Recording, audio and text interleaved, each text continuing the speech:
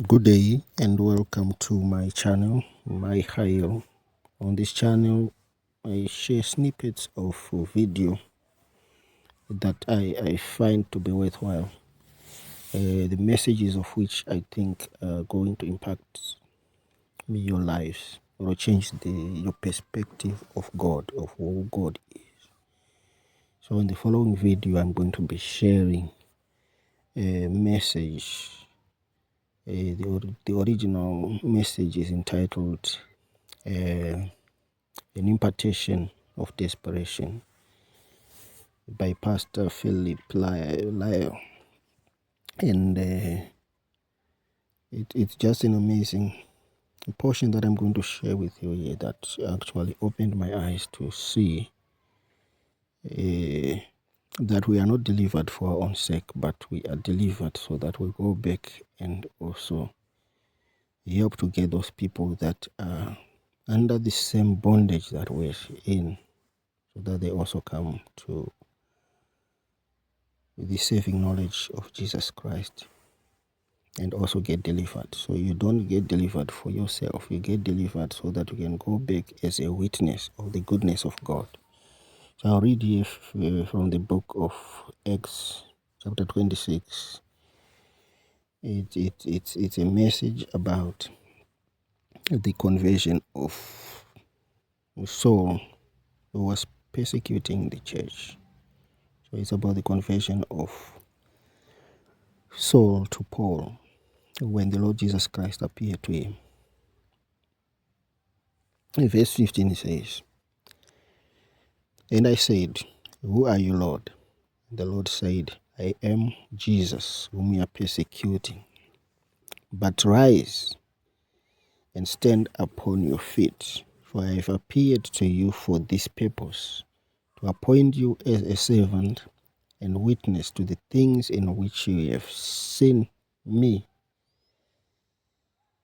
and to those in which I will appear to you, delivering you from your people and from the Gentiles to whom I am sending you, to open their eyes so that they may turn from darkness to light, and from the power of Satan to the power to God, that they may receive forgiveness of their sins and a place among those who are sanctified by faith in me." But the main issue is just that God, when He has delivered you, He is sending you to also help people that are under the same bondages that you are, because He has already delivered you from those things. So those things shouldn't be a threat to you, but you're going there as a shining light. So yeah, without further ado, let us go into the video, and please comment, share, subscribe to this channel so that we continue to do this work that I've started today. Thank you. Let's get right in. Listen, I'm still sitting sideways, but it's because I've been drinking something different. I still drink. I just switched brands. Tell you right now, ain't no high like the Most High.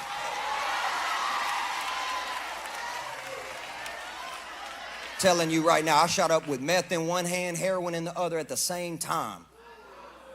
Rolled ecstasy, done the whole thing. I've done every drug you could ever imagine doing. I've been everywhere doing stuff you would never think a man of God would be caught dead doing, but that's where Jesus brought me from. So when I say, some of y'all know neighborhoods where you need the presence of Jesus in order to live, I can say that because I used to live in one, where drive-by shootings would be done on my house when I was standing in the front yard. I know what it's like to feel the buckshot of a shotgun hit the house above me, fall on my head below me, as I pulled back my 9mm and pointed it at the people driving by and pulled the trigger and tried to shoot people. Like, that was my story. I don't know if you realize who it is that's talking to you tonight, but I do know what it's like to feel desperate and be in the place of asking God, help me, because I don't want to continue to shoot up, but for some reason the needle keeps finding my arm. Help me, I'm desperate. I don't know if you're in that place in here. If you're in that place in here, I want you to know Jesus can save you just like He saved me.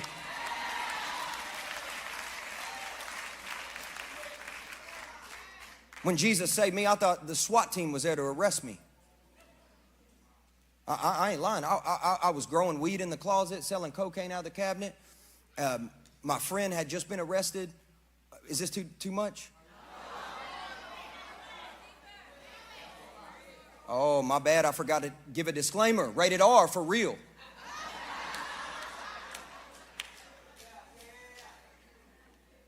Listen, you don't, man, I intercede for the gangsters. I intercede for the dope pushers. I intercede for the pimps, for the Johns, for the prostitutes. And the reason why is because they were all my friends. When I first started preaching, I was preaching in the hood. You should have saw so many Impalas pull up with the flip-flop paint on 24s. They're coming in, putting cocaine on the altar, putting weed on the altar, putting pills on the altar, repenting. This is where I first started preaching.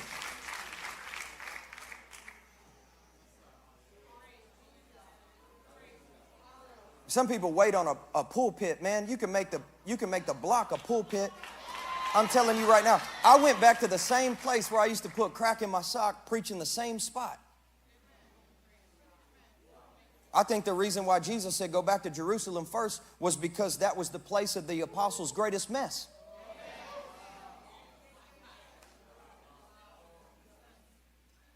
We're going to go back and get as many people out of the darkness as possible. Sorry, y'all, the worship just woke this up in me. I'm telling you, there was a point where I was like, I'm so ready, like I would leave right now and do street evangelism. During the war, I was like, I will preach anywhere right now. You know what I'm saying? Where you get so full, you're like, I don't even want to tell somebody who's heard about Jesus.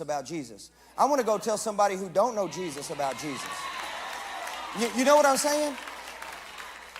Listen, you're not called to preach the gospel, you're caused.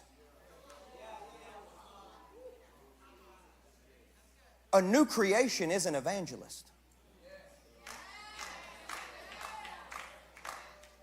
Jesus said, follow me, I'm going to make you a fisher of men. You know what I love about Jesus? He never pump faked. He said, if you want to follow me, you're going to be fishing. So you better not follow if you don't intend to fish, because I'm going to have you out here winning souls.